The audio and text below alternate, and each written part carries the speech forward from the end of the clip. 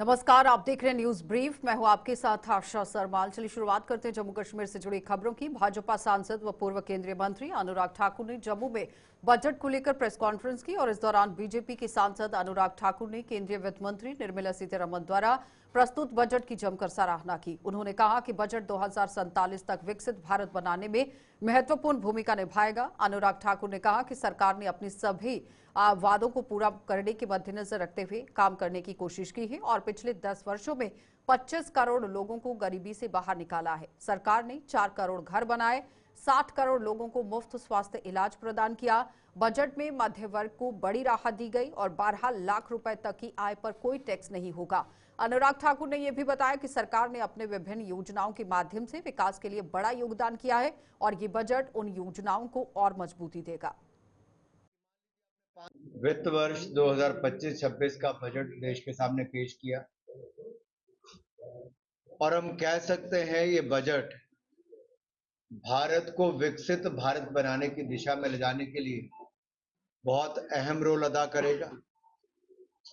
और जो संकल्प माननीय प्रधानमंत्री जी का है कि 2047 में या उससे पहले भारत एक डेवलप्ड नेशन के रूप में, एक विकसित भारत के रूप में बनकर उभरे और बहुत सारे पहलुओं को उसमें ध्यान में रखकर बजट को लाए। अगर आप पिछले 10 वर्ष मोदी सरकार के देखेंगे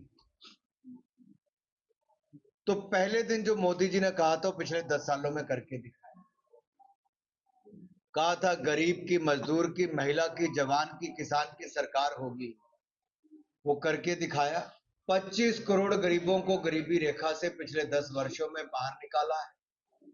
12 करोड़ जहां एक और रसोई गैस के सिलेंडर दिए, 13 करोड़ घरों को नल से जल दिया, 4 करोड़ पक्के मकान बनाए और 60 करोड़ लोगों को मुफ्त में इलाज दिया, 80 करोड़ लोगों को अनाज दिया। तो इस बजट में मध्यम वर्ग को एक बहुत बड़ी राहत दी, जो किसी ने सोचा नहीं था, जिसके अनुमान तक नहीं लगाए गए थे।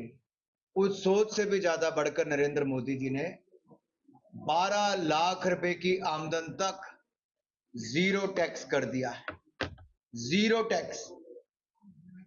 और एक कारण आप देखिए, कांग्रेस की सरकार थी तो 2014 तक भी 2 लाख रुपए की आमदन के बाद आपको टैक्स देना पड़ता, लेकिन पिछले 10 सालों में 2 लाख से बढ़ा के 7 लाख तक लाए और 7 लाख से सीधा 12 लाख तक लाके जीरो टैक्स कर दिया। यानी कि अगर आप हर महीने 1 लाख रुपया कमाते हो तब भी आपको कोई टैक्स नहीं देना पड़ेगा। हमें दुनिया के बहुत सारे देशों में जाने का अवसर मिलता है, वहां कितना ज्यादा टैक्स लगता है और भारत में मध्यम वर्ग को बहुत बड़ी राहत। इसके साथ साथ मान लीजिए आपको किराया मिलता है तो उस पर भी टीडीएस जब कटता था तो लगभग 2.5 लाख रुपए पे कटना शुरू हो जाता, अब 6 लाख तक उस पे नहीं कटे।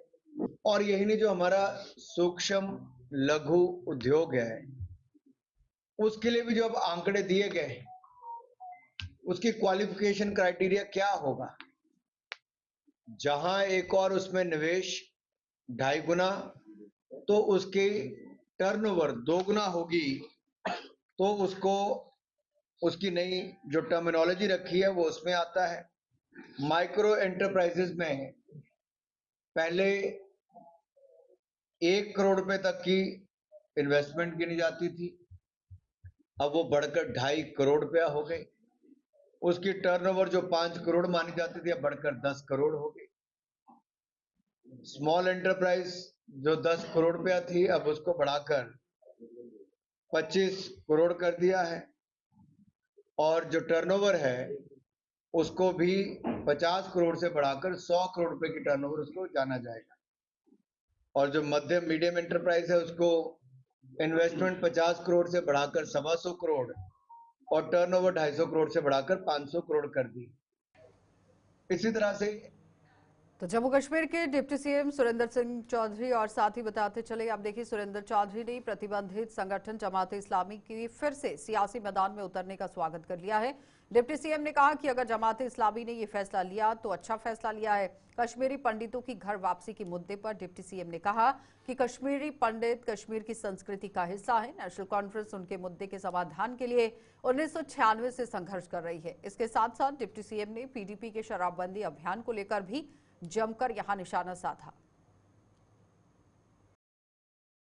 तय हुए रास्ते हैं, उन रास्तों पे चलिए और पार्टी को मजबूत करना है, क्योंकि आज जम्मू कश्मीर में उमर अब्दुल्ला सरकार जो बनी हुई है, ये वो सरकार है जिनको एक टूटा फूटा एक स्टेट मिली है और जिसमें एक बिगड़ा हुआ निज़ाम है और एक सिस्टम को सुधारने की ज़रूरत है। तो इसलिए उसमें पार्टी के जो हमारे वर्कर हैं, कार्यकर्ता हैं, उनके भी सहयोग की ज़रूरत है। तो लिहाजा उसी ये चीज़ें डॉक्टर साहब ने भी कही और हमने भी कही और वर्करों ने भी यह विश्वास दिलाया कि हम अपनी पार्टी को मजबूत करेंगे, नेशनल कॉन्फ्रेंस को मजबूत करेंगे। जो आने वाले इलेक्शन चाहे वो पंचायतों के होंगे, चाहे अर्बन लोकल बॉडीज़ के होंगे, उसके लिए भी पार्टी मजबूती से खड़ी होगी। देखिए, जहाँ तक जमात का ताल्लुक है, अगर उन्होंने ये फैसला लिया है, अच्छा फैसला है, देर आए लेकिन दुरुस्त आए और अच्छा फैसला है, क्योंकि नेशनल कॉन्फ्रेंस के लीडर शेर कश्मीर शेख मोहम्मद अब्दुल्ला साहब से लेके महादर मेहरबान से लेके शेख नजीर साहब से लेके डॉक्टर साहब से लेकर आज उमर अब्दुल्ला साहब के टाइम तक हमारी भी कोशिश है कि जम्मू कश्मीर को मजबूत किया जाए और हिंदुस्तान की डेमोक्रेसी को मजबूत किया जाए और हिंदुस्तान को मजबूत किया जाए। तो लिहाजा अगर उनका ये फैसला है तो अच्छा फैसला है, लेकिन देर आए दुरुस्त आए और उम्मीद करेंगे कि जो वो कह रहे हैं वो पूरा करेंगे। और जहाँ तक कश्मीरी पंडितों का ताल्लुक है, कश्मीरी पंडितों के लिए नेशनल कॉन्फ्रेंस एक बड़े 1996 से लेकर आज तक हमेशा उसकी कोशिश रही है कि कश्मीरी पंडित जो हमारी एक हिस्सा हैं, एक अंग हैं जम्मू कश्मीर के कल्चर का, इसकी संस्कृति की, इसकी सभ्यता का, और इनका कश्मीर में जाना बहुत ज़रूरी है। और नेशनल कॉन्फ्रेंस ने हमेशा ये कहा है और नेशनल कॉन्फ्रेंस हमेशा इसलिए जंग लड़ रही है और कोशिश कर रही है कि कश्मीरी पंडितों को वापस वहाँ। ये आपको याद होगा, मैं थोड़ा याद दिलाना चाहूँगा, जब 2014 में ये सरकार में थे, 15-16 में एक बिल आया था वहाँ पे बीजेपी ने और उन्होंने लाया था, तो वो चीफ मिनिस्टर थी, उसको किसने रोका था? महबूबा जी को। महबूबा जी को कहिए आपके कारण जम्मू कश्मीर को ये नुकसान हुआ है। आज जम्मू कश्मीर जिस जंक्चर पर खड़ा हुआ है, जिस बर्बादी पे खड़ा है, जहां आज स्टेट टूट के एक यूटी बन गया है, जहां हमारा स्पेशल स्टेटस टूटा है, इसके लिए जिम्मेवार ये पीडीपी है। और आज वो उसको बोलिए ये घड़ियालू आंसू मत बहे। हम जानते हैं आज जरूरत क्या है। देखिए, शराब कब, हमने हमेशा कहा शराब बंद होना चाहिए, लेकिन शराब के साथ साथ आज सबसे बड़ा मसला चिट्टे का बन गया है, ड्रग्स का बन गया है। जम्मू शहर के अंदर जो क्राइम बढ़ गया है, ये मुद्दे हैं आज। इसलिए आज सबसे बड़ी बात है, अगर आपको रोकने की जरूरत है, बच्चे को रोकने की जरूरत है, तो हमारी जो नस्लें खराब हो रही हैं, ये चिट्टे के साथ जुड़ के, इस नशे के साथ, उस पर बोलिए बात नहीं करते। तो ये जो नशा, चिट्टा, ये सब कुछ जो ये बुरा दौर जम्मू कश्मीर का आया, वो लोग जो जिम्मेवार हैं इसके लिए, वो आज नेशनल कॉन्फ्रेंस को सब दिखाएंगे रास्ता किसमें। उनको कहिए आप अपना घर संभालिए। हम जानते हैं कि पार्टी को कैसे मजबूत रखना है, हम जानते हैं कि जम्मू कश्मीर को कैसे मजबूत रखना है, हम जानते हैं कि हिंदुस्तान को कैसे मजबूत। ये वही हैं जो कहते थे कि तिरंगे को कोई नहीं यहाँ कांधा देने वाला नहीं होगा, और नेशनल कॉन्फ्रेंस ने हमेशा तिरंगे की कदर की है। तो जम्मू और कश्मीर नेशनल कॉन्फ्रेंस ने पूर्व महासचिव स्वर्गीय शेख नजीर अहमद को उनकी 10वीं पुण्यतिथि पर याद किया। जम्मू में पार्टी द्वारा श्रद्धांजलि समारोह का आयोजन किया गया, जिसमें पार्टी अध्यक्ष व पूर्व मुख्यमंत्री डॉक्टर फारूक अब्दुल्ला, यूटी के डिप्टी सीएम सुरेंद्र चौधरी मुख्य रूप से शामिल हुए और दिवंगत नेता को श्रद्धांजलि दी। इस अवसर पर पार्टी अध्यक्ष डॉक्टर फारूक अब्दुल्ला ने पार्टी कार्यकर्ताओं से पार्टी को मजबूत करने का आह्वान किया।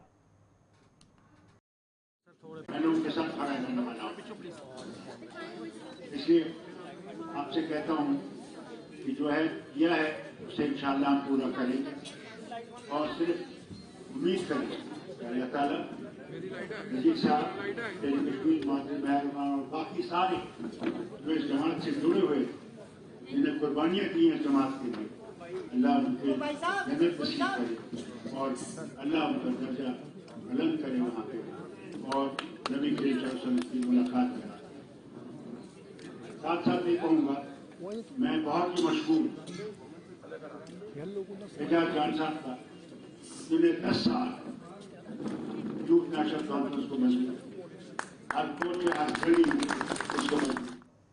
चलिए तो अब आपको डोडा लिए चलेंगे और वहां पर आप देखिए हर दिन सड़क हादसे किस तरह से पेश आ रहे हैं। हर हादसे के बाद प्रशासन सतर्क हो जाता है, लेकिन कुछ दिनों तक चेकिंग अभियान चलाए जाते हैं। खस्ता हाल सड़कों को बनाने की बात भी कही जाती है, लेकिन जैसे जैसे समय बीतता जाता है प्रशासन इस पर कोई काम नहीं करता, भूल जाता है। तो ऐसे हादसों को दावत दे रहा है डोडा का जम्मू राष्ट्रीय राजमार्ग और राजमार्ग गणेश ब्रिज के करीब जर्जर हालत में है।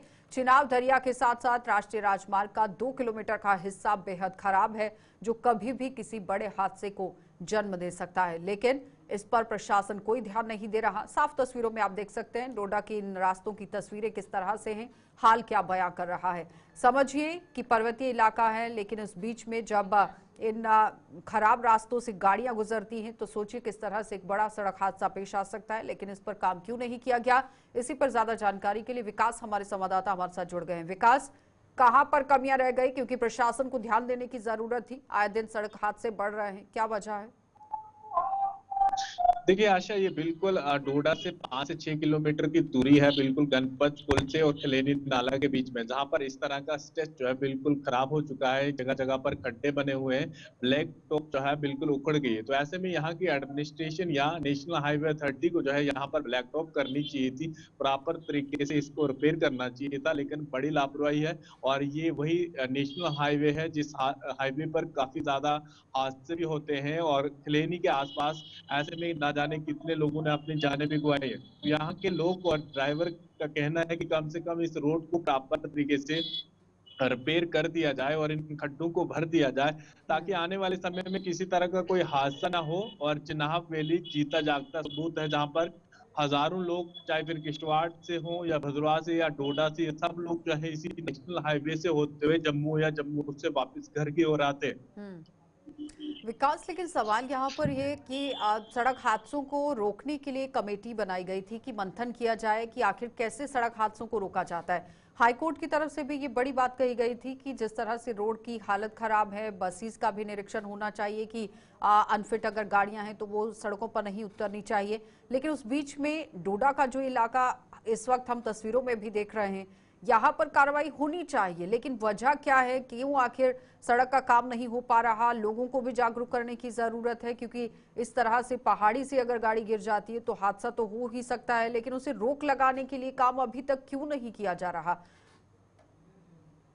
एक तरफ डिस्ट्रिक्ट एडमिनिस्ट्रेशन और नेशनल हाईवे अथॉरिटी द्वारा जो है, जो बस का हादसा 2022 में हुआ था जिसमें 40 से ज्यादा लोगों की जानें गई थी, बिल्कुल असर के पास बग्गर में, वहां से क्रैश बैरियर यानी नए किस्म के लगाए जा रहे हैं, जिनका मॉडिफाइड क्रैश बैरियर बताया जा रहा है, और इसकी वजह से हादसों को रोका भी जा सकता है। दूसरी तरफ इतनी बड़ी लापरवाही इस सड़क के बीच में देखने को मिल रही है, जहां पर इस तरह की खड्डे बने हुए हैं और जगह जगह से विभाग के ब्लैक किसी टॉप आला पकड़ी हुई है। अधिकारी से कोई बातचीत हुई है विकास इसे लेकर?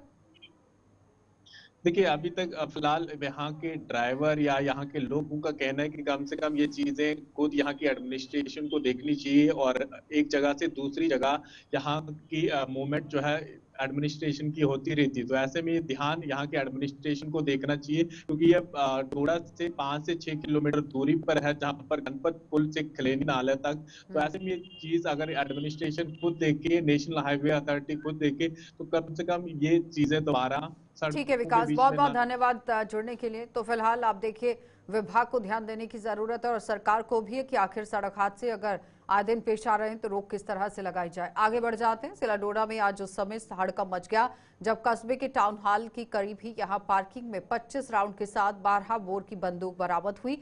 घटना की सूचना मिलते ही पुलिस उपाध्यक्ष अजय आनंद और एफएसएल टीम के साथ ये पहुंचे थे और हथियार को अपने कब्जे में ले लिया। ये हथियार टाउन हॉल डोडा की पार्किंग में स्थित पानी की टंकी के पीछे पड़ा हुआ था और पुलिस ने मामले की जांच शुरू कर दी है। हालांकि पुलिस ने अभी तक कोई बयान नहीं दिया है। गाड़ियों के लिए पार्किंग भी है और वहां पे 12 बोर गन एक मिली है, उसके साथ कुछ बुलेट्स भी मिले, यानी कि 25 के करीब बुलेट्स हैं। और पुलिस को जहां पे इतला दी गई है, डीएसपी हेडक्वार्टर डोडा अजय आनंद जी यहाँ पे मौजूद है, उनकी पूरी टीम यहाँ पे मौजूद है। और ये वो 12 बोर गन है जो यहाँ से पुलिस ने रिकवर अप कर लिया। और एक बैग भी आप देख सकते हैं जो यहाँ पे मिला है। फिलहाल पुलिस ने इसको यहाँ से रिकवर किया है और बम डिस्पोजल टीम भी यहाँ पे पहुंची और कई सारी टीमें यहाँ पे इस वक्त मौजूद है जो इस पे काम करते हुए नजर आ रही है। और एक छोटे बच्चे को जब यहाँ पे मिलती है उसके बाद पुलिस को इतला दी जाती है। उस बच्चे ने जब यहाँ पे इस बैग को और गन को देखा और पुलिस को इतला दी, पुलिस स्पॉट पे पहुंची और खुद डीएसपी हेडक्वार्टर डोडा अजय आनंद इसको मॉनिटर कर रहे हैं सिचुएशन को। और फिलहाल इसको जो है जो टीमें यहाँ पे पहुंची एफएसएल की, वो फिलहाल इस ये जो पूरा एरिया है इसको खंगाल रही है और देख रहे हैं कि और भी इसके अलावा भी क्या और भी कुछ चीजें यहाँ पे हो सकती हैं कि खाली एक गन और ये बैग यहाँ पे पुलिस को मिलता है। फिलहाल पुलिस ने जो है टीमें यहाँ पे मंगाई हैं, पूरे इलाके के इर्द गिर्द जो है वो टीमें खंगाल रही हैं कि क्या एक ही गन यहाँ पे मौजूद है, इसके साथ कुछ चीजें और भी हैं। ये वो इलाका है जहाँ पे पुलिस को इस पार्किंग के अंदर एक बच्चा जब इतला देता है उसके बाद पुलिस यहाँ पे पहुंचती है। पुलिस ने फिलहाल अपना काम पुलिस कर रही है। देख सकते हैं कि अलग अलग टीमें यहाँ पे पहुंची हुई हैं, जिसमें मैंने पहले आपको कहा कि डीएसपी हेडक्वार्टर डोडा अजय आनंद सबसे पहले यहाँ पे पहुंचते हैं और यहाँ पे सिचुएशन को मॉनिटर करते हैं, देखते हैं कि इस बैग में क्या क्या होता है। उसके बाद टीमें जब पहुंचती हैं, ये टीमें आप देख सकते हैं कि किस तरह से यहाँ पे आप काम करते हुए नजर आ रही हैं और टीमों से भी जानकारी ले रहे हैं कि क्या, यानी कि पिछले कुछ दिनों में आपने देखा था कि यहाँ पे चोरियों का सिलसिला भी जारी हुआ था और कुछ लोग हमारे पास भी आए थे। उनका ये मानना था कि हमारे घरों से जो है जिन लोगों को लाइसेंस वाली गनें हैं वो कहीं ना कहीं चोरियां भी हुई हैं, तो उसमें भी हम ये बता सकते हैं कि वो चोरी वाली गनें भी हो सकती हैं। ये बताना मुश्किल होगा जब तक पुलिस का कोई स्टेटमेंट नहीं आता है, पुलिस इस पे पूरी जानकारी एसएसपी डोडा या सीनियर कोई ऑफिसर देते हैं, तब तक ये बताना मुश्किल होगा। मगर आपको जानकारी देना चाहेंगे आज सुबह लगभग 11 से 11:30 बजे के करीब इस तरह की इंफॉर्मेशन जब पुलिस को पहुंचती है तो पुलिस यहाँ पे पहुंचती है। फिलहाल पुलिस अपना काम करते हुए नजर आ रही है और सारी टीमें यहाँ पे इस वक्त मौजूद है। जहां पे आपको बताना चाहेंगे बुलेट्स और 12 बोर ये गन जो है फिलहाल पुलिस ने रिकवर कर दी है। गुलिस्तान न्यूज के लिए वसीम गुत्तू, डोडा। तो अपनी मांगों को लेकर जम्मू के पीओजे के रिफ्यूजियों ने प्रदर्शन किया है। पीओजे के रिफ्यूजी फ्रंट के बैनर तले प्रदर्शन कर रहे रिफ्यूजियों का कहना था कि पिछले 70 सालों से केंद्र और राज्य की सरकारों ने उनकी अनदेखी की है, लेकिन मोदी सरकार ने उनकी सुनवाई करते हुए 5.5 लाख की रिफ्यूजियों को राहत राशि दी है। लेकिन अभी भी 4200 परिवारों को ये राहत नहीं मिल पाई और पीओजे के रिफ्यूजी फ्रंट के ही महासचिव जयपाल शर्मा ने भाजपा विधायकों से आगामी बजट सत्र में आर्थिक पैकेज की बकाया राशि के लिए विधेयक पेश करने की मांग कर दी और इसके साथ ही उन्होंने पीओजे के रिफ्यूजियों को आरक्षण देने की भी मांग की। 70 साल से रिफ्यूजी हमारा दरबदर खज्जल हो रहा है, किसी ने सुध नहीं ली। माननीय मोदी जी ने 5.5 लाख रुपया दिया था, लेकिन अभी भी हमारी 4200 फाइलें पड़ी हैं, वो पैसे नहीं पड़ रहे हैं। नंबर 2, हमने 29 एमएलए भारी, आज तक कितने एमएलए नहीं चुनेंगे। हमने ओपन ऐलान किया था कि इस बार बीजेपी को वोट दीजिए, लेकिन हम चाहते हैं कि आप अपना वो काम, मुझे नहीं लगता वो कर रहे हैं। इसी असेंबली जो लगने जा रही है उसमें बिल लाना चाहिए था, 24.5 लाख रुपया जो है वो उसको इंडोर्स करेंगे ताकि हमें एक ही किस्त में वो सारे पैसे लोगों को मिलें। अनपढ़ लग हैं ये लोग, गरीबी की रेखा से नीचे चल रहे हैं, मरला ज़मीन नहीं है इन लोगों के पास, जिनके पास ज़मीन है उनके पास मालकाना हक नहीं है, तो ये कैसे गुजारा कर रहे हैं लोग। हम चाहते हैं कि इनकी रिजर्वेशन दी जाए, पढ़ाई में भी, नौकरी में भी, और हमारा अपना बोर्ड बनाया जाए ताकि इनकी कोई सुध ले, नहीं तो ये और नीचे के नीचे चलते जाएंगे। कठुआ गैंगरेप मामले का यह तीसरा आरोपी अभी भी पुलिस की गिरफ्त से बाहर है, जिसके विरोध में जन जागृति मंच और अंबेडकर सेना मूल निवासी संगठन के सदस्यों ने कठुआ के मुखर्जी चौक में प्रदर्शन किया और गैंगरेप पीड़िता के लिए न्याय की गुहार लगा दी। और इस दौरान पुलिस ने प्रदर्शन कर रहे लोगों को हिरासत में लिया। प्रोटेस्ट चल रहा है, वो एक लड़की जो जिसके साथ दुष्कर्म हुआ है उसके लिए, उसके फेवर में हम कर रहे थे कि जो तीसरा व्यक्ति है उसको पकड़ा जाए, लेकिन उसको पकड़ा ही नहीं जा रहा, उसको खुलेआम छोड़ा जा रहा है और जो प्रोटेस्ट कर रहे हैं उनको पकड़ा जा रहा है। ये है हमारी कठुआ का एडमिनिस्ट्रेशन, जो पीछे से जहाँ पे एमएलए आ जाए ना, आगे जब लोग इधर इकट्ठे हुए हैं आ जाए, डीसी आ जाए, आश्वासन दे लोगों को कि हम पकड़ेंगे, ना कि पीछे से ऑर्डर दे, कि पीछे से ऑर्डर दे देते हैं कि उनको पकड़ लो, बस वो जो हमारे जो प्रोटेस्ट कर रहे थे उनको पकड़ के ले जाते हैं। जो है 3-4 हमारी महिलाएं, एक छोटी सी बच्ची, नन्ही सी बच्ची, उसको ही पकड़ के ले जाते। तो ये हमारी छोटी, ये है हमारा कठुआ का प्रशासन। डिमांड क्या है आपकी? डिमांड है हमारा जो तीसरा जो आरोपी है उसको पकड़िए और उस बेटी को इंसाफ दीजिए। ऐसा इंसाफ होना चाहिए कि दोबारा कठुआ में ऐसी बात ही ना हो। जिला कठुआ के बसोली के संस्कृत विद्यालय में संदिग्ध परिस्थितियों में हुई मौत को लेकर परिजनों ने चढ़वाल मोड़ में हाईवे जाम कर प्रदर्शन किया और पुलिस से इस मामले का खुलासा करने की मांग कर दी। परिजनों का आरोप था कि 16 फरवरी को उनके एक रिश्तेदार को बच्चे की तबीयत खराब होने की सूचना मिली थी, लेकिन जब वो उसके घर अस्पताल पहुंचा, यानी कि उसके अस्पताल जब जाने की खबर मिली तो अस्पताल उन्हें ले जाया गया, लेकिन फिलहाल उसे डॉक्टरों ने मृत घोषित कर दिया और परिजनों का आरोप था कि पुलिस इस मामले में कोई कार्रवाई नहीं कर पाई। 16 तारीख को शाम को मेरे बड़े भाई को दिल्ली में फोन आता है कि आपके बच्चे को किसी ने मार दिया। हॉस्पिटल से फोन आता है। 9 दिन हो गए आज, ना तो कोई पुलिस कोई कार्रवाई कर रही है कहीं, ना कोई हमारे को पूछने आया क्या हुआ क्या नहीं हुआ। वो आगे से बोलते हैं बच्चे ने सुसाइड कर दिया। 14 साल का बच्चा कौन सा है जो आज की डेट में सुसाइड कर सकता है? कौन सी पढ़ाई करने गया था और कौन सा इंस्टीट्यूट था वो? बसोली में शास्त्री की पढ़ाई करने गया था। चूड़ा मंडी करके एक स्कूल है बसोली के अंदर, वहाँ पे पढ़ता था। 16 तारीख को जब उसकी डेथ हुई है, ना तो स्कूल प्रशासन ने हमारे को घर में फ़ोन किया कि आपके बच्चे को कुछ हुआ नहीं हुआ। खाली हमारे एक रिलेटिव को फ़ोन किया, वो वहाँ पे 3 मिनट के अंदर पहुँचा। उसको बताया गया कि ये बीमार है, खाली बेहोश पड़ा है। उसने बच्चे को उठाया, जाके हॉस्पिटल लेके गया हमारा रिलेटिव। स्कूल प्रशासन ने जब स्कूल हॉस्पिटल पहुंचते हैं, हॉस्पिटल वाले बोलते हैं कि ये डेड मर चुका है। एक बच्चा जब अपने परिवार के पास होता है ना, उस परिवार का दायित्व उस बच्चे के प्रति होता है। वही बच्चा जब किसी निजी संस्थान में पढ़ने के लिए जाता है, जिसे हम डे बोर्डिंग या डे नाइट बोर्डिंग स्कूल कहते हैं, वहाँ पे पढ़ने जाता है। वहाँ का जो प्रबंधन है वो बच्चा उस प्रबंधन का हो जाता है, ना कि माँ पिता का। उस प्रबंधन की जिम्मेवारी बनती है कि उस बच्चे की देख रेख करे। अगर उस बच्चे की हत्या को जो स्कूल प्रबंधन है आत्महत्या दर्शा रहा है, तो उस आत्महत्या का दायित्व तो स्कूल प्रबंधन का ही है ना। अगर बच्चे को हरास किया गया है, स्कूल में किया गया है, अगर बच्चे के साथ कोई घृणित कार्य किया गया है, वो स्कूल में किया गया, अगर बच्चे को आत्महत्या के लिए उकसाया गया होगा, तो वो भी स्कूल प्रबंधन ने करवाया होगा। क्या चाहते हैं? एक बात हम चाहते हैं आपके माध्यम से, जो वहाँ का स्कूल प्रबंधन है वो जम्मू कश्मीर के एक बहुत बड़े ब्यूरोक्रेट्स के हाथ की कठपुतली है। उस स्कूल प्रबंधन की देख रेख जो है वो जम्मू कश्मीर का एक वरिष्ठ अधिकारी कर रहा है।